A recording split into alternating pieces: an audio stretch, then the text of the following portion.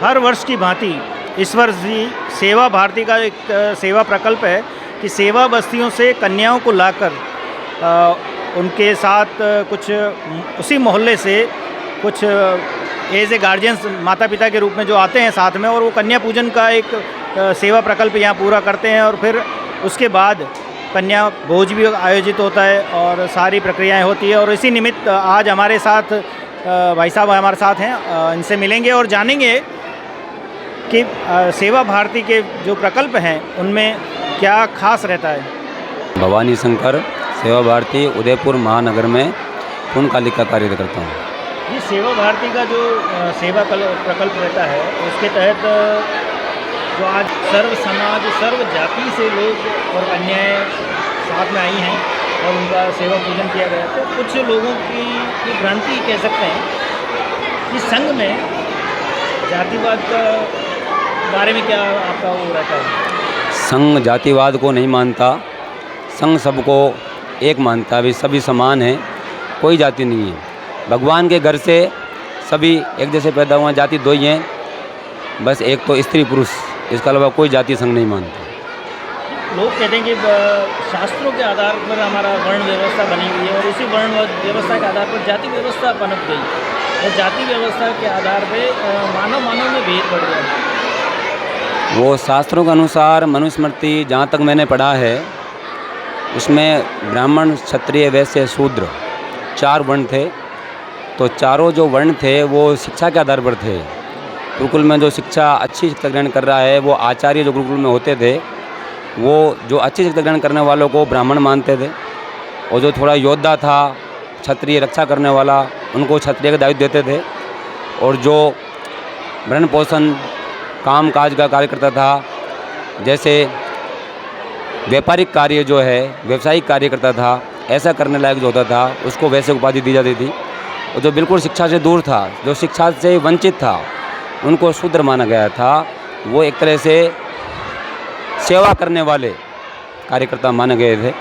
तो जो सेवा करते हैं उनको उसी प्रकार आज भी है, आज भी first grade, second grade, third grade, fourth grade वही व्यवस्था आज भी है। तो सर आपके कहने का मतलब ये है कि कर्मण्येवाधिकार से, यानी जिसका जैसा कर्म है उसी के आधार पर उसको जी किया गया है, कर्मानुसार वर्णित किया गया और कालांतर में ये वर्ण व्यवस्था बन गई। ये भाई साहब कुछ ऐसी समस्या थी, जैसे मुग़ल आए, अंग्रेज आए, उस समय उन्होंने जबरन जो धर्मांतरण करवाया, वो धर्मांतरण में कुछ समाज के बंधु ऐसे हो गए जो जबरन उनको धर्मांतरण करना पड़ा। तो जब कोई कामकाज रोजगार नहीं मिला तो मजबूरन उनको सेवक बन के उनके यहाँ रहना पड़ा, सेवा कार्य करना पड़ा। इस कारण से ये व्यवस्था पनप गई। शिक्षा से वंचित था जी, उसने सेवा कार्य लिया। जो शिक्षक थे वो शिक्षक कहलाए, वो आज भी शिक्षक हैं जी। और जो किसी कह सकते हैं कि भाई शरीर सौष्ठव, यानी जो अपने शरीर को अच्छा बलिष्ठ बनाते थे, बलिष्ठ बन के रहते थे, उनका काम हो गया रक्षा करना, तो वो रक्षक कहलाए।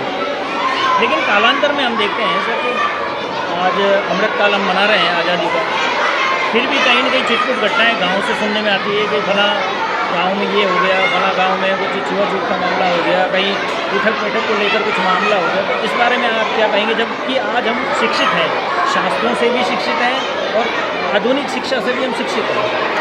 आजकल ऐसा होता है, लेकिन संघ इस व्यवस्था को ख़त्म करना चाहता है। संघ चाहता है एक जाजम, एक कुआं, एक शमशान, एक मंदिर। संघ इस व्यवस्था में लगा हुआ है, वर्षों से कार्य कर रहा है, और हम भी सब ये चाहते हैं भाई ये जाति व्यवस्था ख़त्म हो जाए। इस कार्य में इसमें सबसे बड़ी बात यह है कि शिक्षित जागरूक अगर जनता होगी, जागरूक बस्ती होगी तो ऐसा नहीं होगा। अपने संविधान में कहीं ऐसा है ही नहीं। संविधान बना हुआ है मानवता के आधार पर, यानी मानव समान, जी समानता को लेकर संविधान बनाया गया है। लेकिन फिर भी कहीं न कहीं हमें शिक्षा को लेकर भी इस तरह के विवाद उठते हैं, तो कहीं जो हमारे सांस्कृतिक कार्यक्रम होते हैं उसको लेकर भी विवाद उठता है।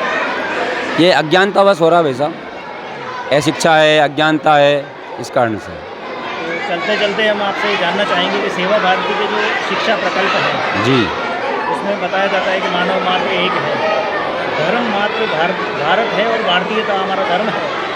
तो आप क्या कहना चाहेंगे? संघ मानता कृणवंतो विश्वमार्यम, पूरा विश्व आगे बढ़ता जाए, अपने सही रास्ते पर चलता जाए, इतना मानता हूँ। धन्यवाद सर। सर्वे भवन्तु सुखिनः, सर्वे सन्तु निरामया, भद्राणि मा पश्यन्तु दुख कश्चित् भाग भवेत् की हम धारणा को लेकर चलते हैं और वसुधैव कुटुम्बकम की भावना को लेकर हम चलते हैं। और भारतीय परंपरा और भारतीय सांस्कृतिक कार्यक्रमों को आप इसी तरह से जैसा आज हरिदास जी के मगरी उदयपुर में सेवा भारती द्वारा सर्व समाज सर्व धर्म को कह सकते हैं कि कन्याओं को लेकर जो आज प्रकल्प किया गया उसमें बहुत ही अच्छा और सराहनीय कार्य किया।